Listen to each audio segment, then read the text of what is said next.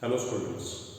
So we shall continue with the next concept, that is the mode of action of REN in the formation of recombinant DNA.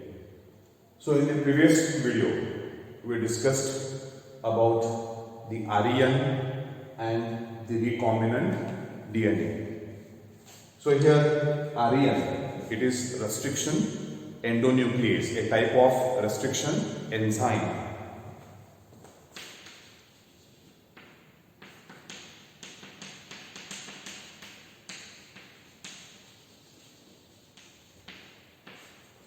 So already you are having idea about the restriction enzymes, right? Written as RE. Right? In the previous video we discussed about restriction enzymes. One such restriction enzyme is REN, that is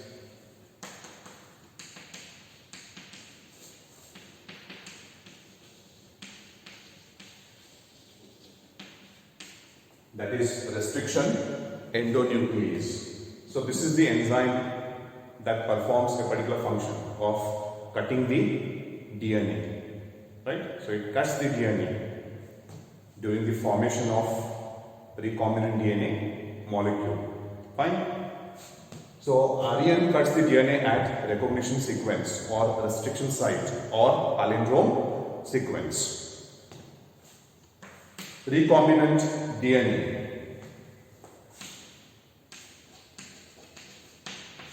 What is this recombinant DNA? It is the combination of plasmid and desired gene, right? A combination of plasmid and desired gene. It is called recombinant DNA. So these enzymes, restriction endonucleases, are very much important in the formation of recombinant DNA, right? So we shall consider the mode of action of REN. So here the REN we are considering is ECOR1, right? ECOR1 is a type of restriction endonuclease. So we shall consider how this REN, right? How this REN acts, or how this REN is involved in the formation of recombinant DNA.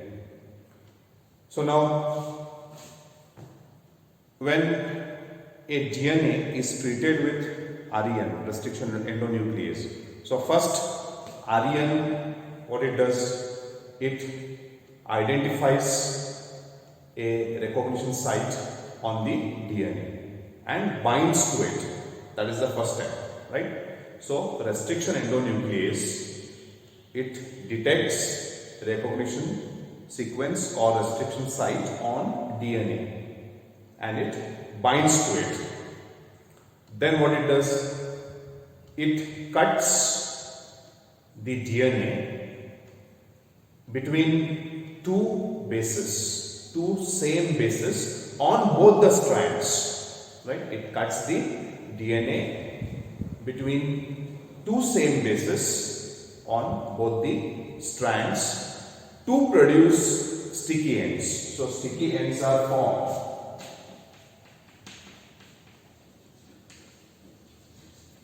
It produces sticky ends. Now what are these sticky ends? Sticky ends are short single strands, right, which are complementary to the desired gene, right? So such short single strands complementary to gene of interest, they are called sticky ends. So by action of REN, sticky ends are produced, right? And these sticky ends, what they do, they favor the formation of hydrogen bonds. They favor the formation of hydrogen bonds between the bases of sticky end and complementary strand. right? Plus it also favors the action of DNA ligase, right? So desired gene binds with the sticky end with the help of DNA ligase to form recombinant DNA. So this is how REN helps in the formation of recombinant DNA. So we shall consider that in bit detail.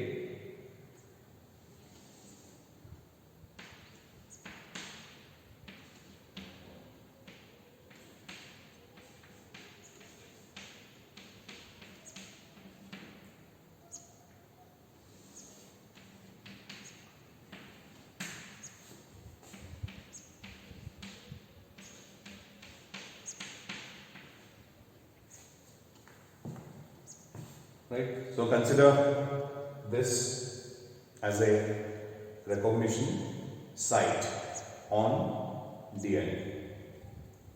This is the recognition site, recognition sequence, restriction site, or palindrome sequence. Fine? So, restriction endonuclease, what it does now? Restriction endonuclease, it detects or it identifies, right? It detects or identifies restriction site on DNA. Then what it does? It cuts the two strands at same places between the two bases.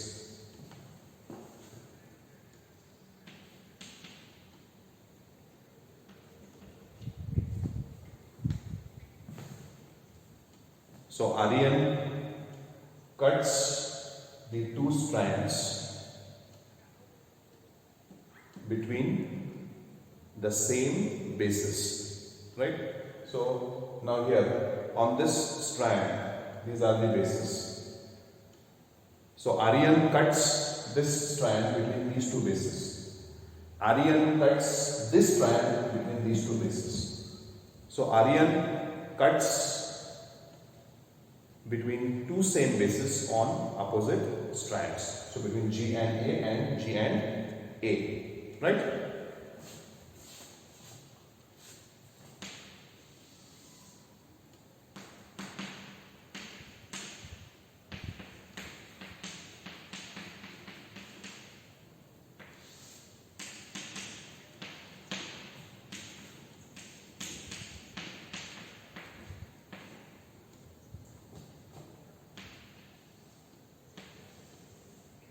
Like this. So REN cuts the two strands between the two same bases, right?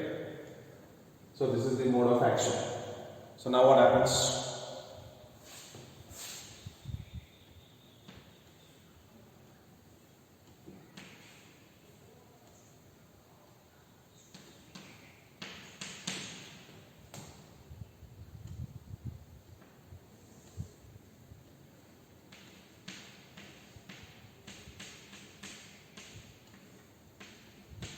Like this.